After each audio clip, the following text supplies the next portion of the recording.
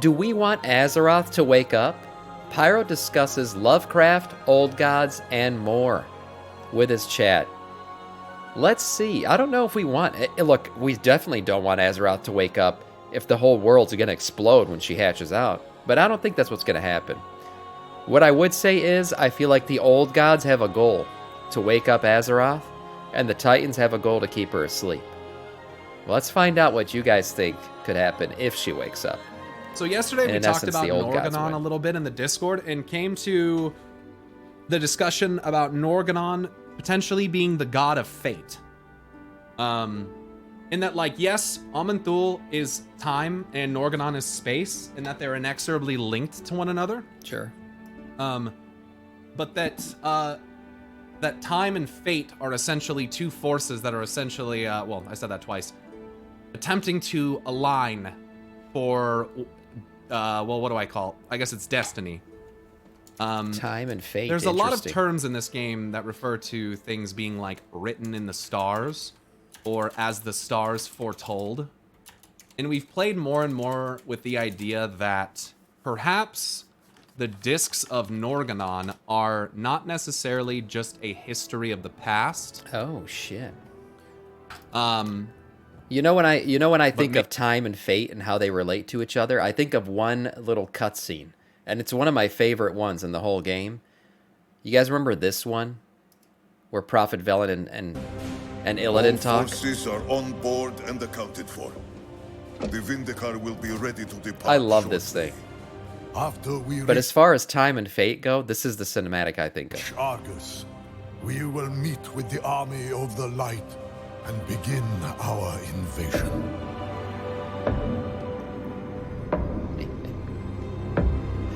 This is so good. Now, fate, as far as fate goes, Illidan was basically fated to be like the chosen one, right? Like, that was his destiny. He was supposed to be the chosen one, and almost everything he's done has in a way led to that. Like, he has done a lot of what a chosen one would be expected to do, like righting the ship, defeating the Burning Legion. Like, as far as his destiny, I feel like he's achieved it. He's just done it in a backwards way. Maybe not the way that was expected. Kind of like a Darth Vader storyline. Bring balance to the Force. He did, but he just did it by joining the dark side and the light side and, you know, doing both in his life. That's how he did it. Not like how many thought he would.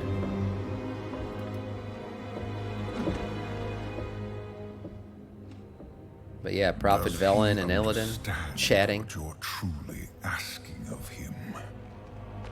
Do any of them? We follow the path of the light. No matter where it leads. No matter where it leads. Look at that blind faith, man. That blind faith is dangerous, especially when you don't really know what the light is yet. Your faith has always been your weakness. Ooh. When your closest allies fell to darkness, you didn't stop them. When the Legion swept over your world, he's so right, man. People, you didn't make a stand. All you did was watch, convinced you were following the light's will. That's right. The truth is, you failed your people. Their blood is on your hands. You will never understand what I did to save my people. The light is holding you back. Look at Illidan just dropping bomb after bomb with these lines. The light is holding you back. He knows. I swear, man, Illidan knows that the light just ain't it. It's just not the truth. It's time to forge your own path. Prophet, we are ready. Proceed. There's a whole maybe dynamic between fate and light and destiny, all going on between Velen and Illidan throughout those cinematics. I'll find the one that I'm looking for specifically. a blueprint for the future. And that could be part of why Tyr has been able to resurrect himself, essentially. Because he may have actually read into the discs and seen what the plan was. How do I put this? I think Time and Fate, Aman'Thul and Norgannon, I think that the Arcane Masters, as they're identified in the Argus fight, I think that they have a plan that they're following. We'll talk more about that, but I'm pretty sure that what we know as like timelines and shit and like how time just flows might not necessarily be that straightforward. Like, in that it may be literally like designed and guided by creatures far beyond our understanding. Thank you. I agree. Is every old god dead at this moment in the story? How am I supposed to answer that? That's kind of hard to answer, especially considering that we have entities that seem like they could be aligned to the old gods. But we don't really truly understand their nature. I still have trouble with the fact that we had the whole conversation at BlizzCon where Metzen says the old gods are dead. Here's the thing. We know that old gods can, store pieces of themselves in things. We've had lore go down like that before, where you found pieces of old gods in different items. I mean, I don't think Zalatesh is an old god, but clearly she was stored in a blade for a while. There is one old god in particular, known as the Ultimate Planner. The Ultimate Schemer. And he happened to, at one point, gather up all of the strongest heroes in the game, right? All of the heroes that you would expect to survive any type of cataclysmic event. Those heroes happen to be us, yeah. And then he gave us what he called his gift, right?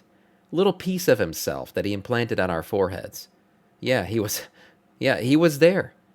That's what he had. That was his deal with Zalatesh, right? That she was going to bring him the greatest heroes of Azeroth. He was going to put a piece of himself in each of us. By the way, some people, lore-wise, still carry that piece around. They never had it cleansed. And after that, I feel like he, in essence, anchored himself to this world through all the best heroes in Azeroth. There are pieces of N'Zoth running around this world still, till this day. And the reason why I feel like he did that, why he planned it out that way, was because we have that whole quest line early on in Dragonflight where we go back in time and N'Zoth sees his fate. His fate, right, we're talking about right now. He sees how he dies. I know you, he says. What you are, what you will be, what you will become, what you'll do, whatever he says. I know you. What you were. What you will yet be. So he starts planning how he'll circumvent his own death. And what's the best way to stay alive? Fake your own death. Let people think you're not alive anymore. I'm just saying, I don't think N'Zoth is dead. I really don't. And when it comes to fate, I did want to... This was the lines I was thinking about between our men right here. Some of the best in-game cutscenes were from Legion, honestly. Did you not see this fate, prophet? Fate. Our survival was never in fate's hands. Oh, man. Look at that. Light Look at that. be with you, Illidan Stormwraith. Who do you think would like fate if you had to pick between the old gods and the Titans? Who do you think prefers fated futures? The Titans. It's more predictable. It's kind of an impossible question to answer. Now, the devs have said that we killed the old gods and that they're dead. Oh, yeah, he says it too. But I think that what you're attempting to identify is actually not irrelevant, but not relevant in the way that you probably think it is. The old gods being dead doesn't mean shit. Are they ever really dead? I mean, the stuff in the Shadowlands is like still alive, basically. Well, don't the old gods go back to some place? They don't, like the Titans do. Side note, the old gods equate death and sleep to one another. They go back to the void, don't they? They can reform and come back. Why are old gods never seen to communicate with one another? That's not true. There's evidence of them. Yogg-Saron's the one that let N'Zoth into the nightmare. You know that, right? Like, No, I didn't know that. Yogg-Saron's the one that broke in and gave access to N'Zoth. It said that they dislike each other as well. Where's it said that the old gods dislike each other? I don't think the old gods dislike each other. I just think they kind of all they don't work together in tandem quite like the Titans do, right? Where there's a pantheon and they're all kind of aligned in their goal. I think the old gods just all want to corrupt. They all want to turn things kind of, they want to disentropy everything. They want to bring disorder or make everything a bit wild, but they all have their own way of doing it. Right? That's how I see the old gods. Right? They all have the same goal. They're just kind of all doing it their own way. They sounds like they dislike each other to me. Armies that fought each other, they disliked each other. Is that the? I don't think so. Is that the assumption to make there? I don't think it's an unfair assumption to make. I just think that it's something that the Titans kind of want you to believe. I always thought it was like a competition. I think Zal makes it kind of sound like that, but I don't know that that's completely accurate, you guys. There was once a time where the Black Empire itself ruled the world. Yes. And I'm not necessarily one to subscribe to the idea that they were all separate and all in different domains and didn't have it. I don't really believe that. I think that most of what you think you know about the Black Empire is not true. So. In fact, most of the Black Empire is probably just underneath our feet right now. Considering the fucking Titan showed up and just buried the old god shit. I mean, also, if you read stuff from the Dream Quest of Unknown Kadath from H.P. Lovecraft, it'll give you some hints about. Yeah, I think that's a good way to describe it. If I had to describe it, they fight each other. That means they like. I think Woj is right. Woj is right. It's more like a sibling rivalry. They're all aligned in their goals. They would all rather see each other succeed than the Titans succeed. Right? They agree with each other more than they agree with the Titans. It's like a sibling rivalry, exactly. They all kind of want to get out, prove them. They want to be the ones to corrupt everything and, bring the vision of the void to life or whatever it is. But they all just have different ways of doing it. Right? Like I said, N'Zoth himself, he's a weaker. He's known physically to be the weaker of them.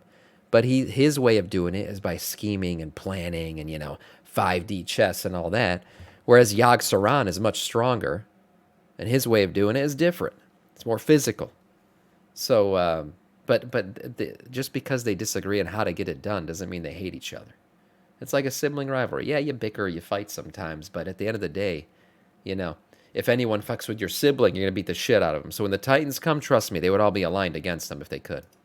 What's going to be underground? If you're it's curious. that old adage, I can beat up my brother, but you can't. Use Wikipedia. You don't have to buy books. You don't have to find some scholar in H.P. Lovecraftian lore. Yeah, Shiraz was the strongest. Yeah, that's on Wikipedia. And read about some of the entities. I mean, if you guys don't know, in Lovecraft's mythos, there's literally a group of gods that shows up and imprisons the old ones, and then takes over. So some similarities, you might say. Azathoth dreams the universe. While Azathoth is sleeping, the universe exists. When That's true. That's true. Thinking N'Zoth is dead, he could totally be in the dagger. And Rathian does look at the dagger in the cinematic, and he's like, "Where the hell did it go?" Right? Rathian does take a look at that after he stabs N'Zoth. After he stabs N'Zoth, the dagger is gone. And what has that dagger done before? Well, we already know that thing's been it's been used to house a freaking, Harbinger. A Harbinger of the Void. If it could do that, it could probably hold an old god. Well, let's see. I mean, when he gets in here and does his whole stab, his epic moment. This was such a badass moment.